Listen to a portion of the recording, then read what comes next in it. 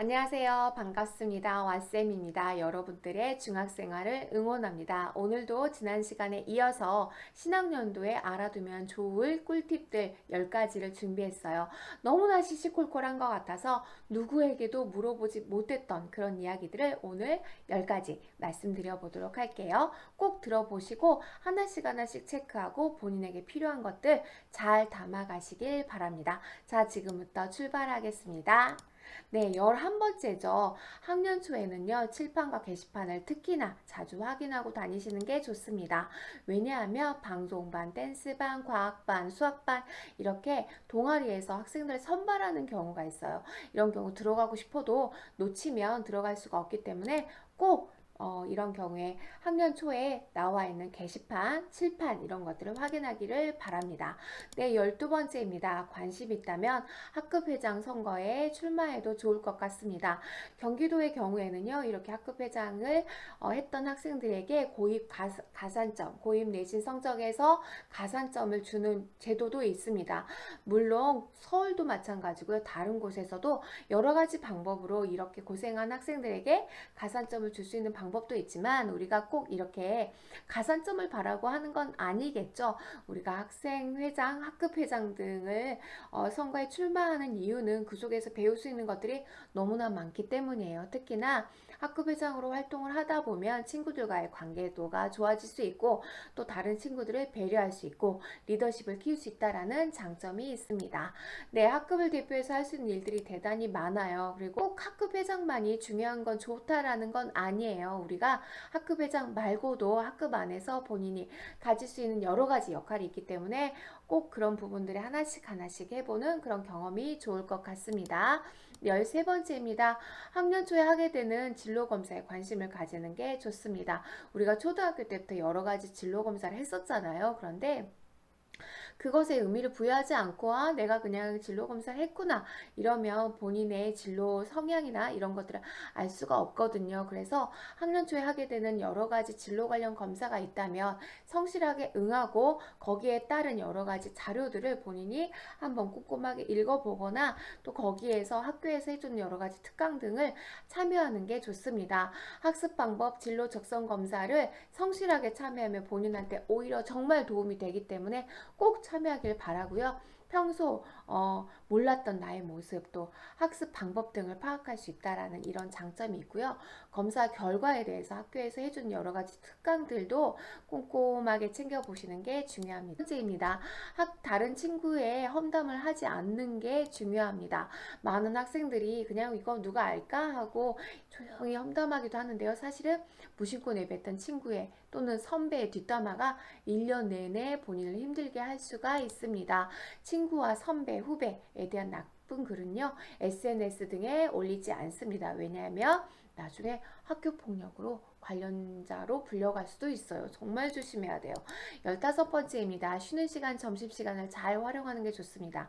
초등학교 때는요, 교실에서 이제 점심시간에 많이 친구들하고 이야기하고 놀았다면 이런 시간들이 짧았을 거예요. 그런데 중학교는 급식 시간이 대단히 깁니다. 그래서 밥도 먹는 시간이 좀 빠른 편이기도 하고요. 여러분들이. 그래서 그 시간엔 정말 본인만의 시간으로 갖는 게 중요합니다. 사물함, 화장실 이런 데 한번 다녀오는데 시간이 부족할 수 있어요. 쉬는 시간에는. 그러니까 이런 것들을 잘 한번 여러분들이 시간을 관리를 하는 게 중요하고요. 피곤하거나 졸릴 때는 쉬는 시간에 한 번씩 잠을 자는 것도 좋습니다. 점심시간에는요, 도서실에서 책을 읽어보는 것이 좋습니다. 여러분들한테 도움이 될 수 있도록 점심시간, 쉬는 시간 꼭 활용하시길 바랍니다. 16번째입니다. 신중하게 그러나 자신 있게 선택하는 게 중요합니다. 어떤 말이냐? 우리가 중학교에서는요, 어떤 선택해야 되는 그런 기회들이 대단히 많습니다. 그러니까 예를 들어서 학교 스포츠클럽 활동에서 내가 무엇을 어떤 종목을 선택할 건가 이런 것들도 선택의 기회가 있고요. 또 진로 체험도 무엇을 할 것인가 이런 기회가 자주, 종종 있습니다. 어쩌면 중학생활은요, 여러분에게 선택의 연속이라고 말해도 과하지 않습니다. 선택할 수 있을 때, 또 하고 싶은 것이 있을 때 마음껏 선택해 보는 게 중요할 것 같아요.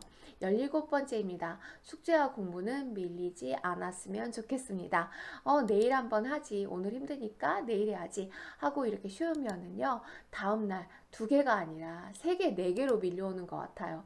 이렇게 물 밀듯이 막 밀려오기 때문에 숙제, 과제는 밀리지 않습니다. 내일은 한가할 거라는 그런 생각은 하지 마세요. 보장이 없어요. 그래서 꼭 숙제와 공부는 그날 될 수 있으면 다 하고 넘어간다 라고 생각하는 게 좋습니다. 18번째입니다. 숨차네요.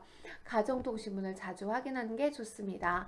중학교에서는요, 생각보다 가정통신문 잘 확인하지 않는 것 같아요.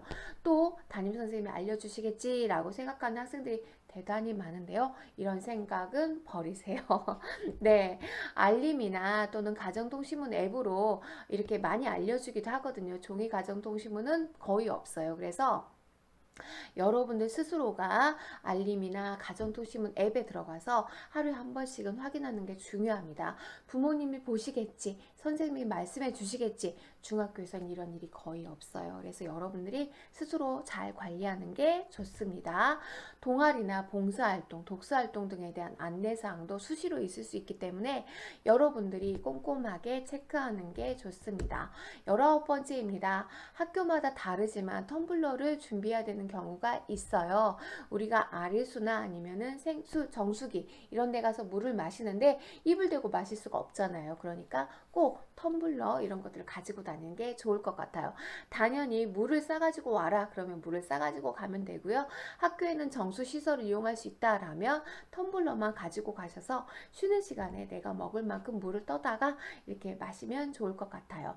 체육 시간, 급식 시간, 쉬는 시간에 많이 안 마실 것 같잖아요. 생각보다 중학교 되면 물을 더 많이 마시는 것 같아요. 여러분들 꼭 텀블러에다가 이름 써가지고 이렇게 자기 몸도 생각할 수 있는 그런 학생들이 되었으면 좋겠습니다. 자, 20번째입니다. 실내에서 체온 조절이 가능한 두께의 옷을 입었으면 좋겠어요. 여러분들 우리가 교복을 입고 다니잖아요. 그런데 대부분의 학생들이 교복 딱 그만큼만 입고 다니는데요. 안쪽에 학교에서 허락해 준다면 위에다가 겉옷을 입을 수 있고요. 또 안쪽에다가 좀 따뜻하게 입고 다니는 게 좋을 것 같아요. 왜냐하면 우리가 에너지 절감 차원에서 이렇게 학교 안에 난방이 안 될 때가 있고 또 그 냉방이 안 될 때가 있어요. 그거는 이제 그 일정한 온도가 되었을 때만 가동시킬 수 있는 그런 기준이 있거든요. 그래서 여러분들이 춥다고 덥다고 내 맘대로 할 수 있는 상황은 아닐 거예요. 또 더워도 내 친구가 춥다고 하면 어떻게 할 수가 없는 상황이잖아요. 그래서 너무나 두꺼운 외투보다는 여러 겹을 껴입고 다니고 또 3월 중순까지는 난방이 되는 학교가 많기 때문에 또 더울 수도 있어요. 그런 부분들 꼼꼼하게 챙기는 게 좋고요. 실내에서 체온 조절 자유롭게 할 수 있도록 본인이 좀 자기 스스로를 관리할 수 있는 그런 조건을 만들어 가는 게 좋을 것 같습니다. 어떠세요? 오늘도 20가지, 지금까지 20가지 제가 말씀드렸잖아요. 바쁘고 힘들겠지만 먼저 자기의 건강을 생각한다. 텀블러 또 얇은 옷을 여러 개 껴입고 간다. 이제 이런 이야기를 말씀을 드렸는데 많이 힘들 수도 있어요. 우리가 중학생활 여러분들 그래도 이렇게 10가지씩 하나씩 자기에 대해서 생각해 가면서 자기 관리를 해보는 게 좋을 것 같습니다. 이상 왓쌤이었습니다.